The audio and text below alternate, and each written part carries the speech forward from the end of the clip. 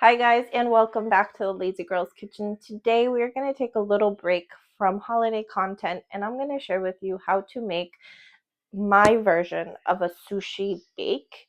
I use crab, imitation crab, and shrimp for this, but you could really use crab and salmon. I've seen a lot of any fish you really want.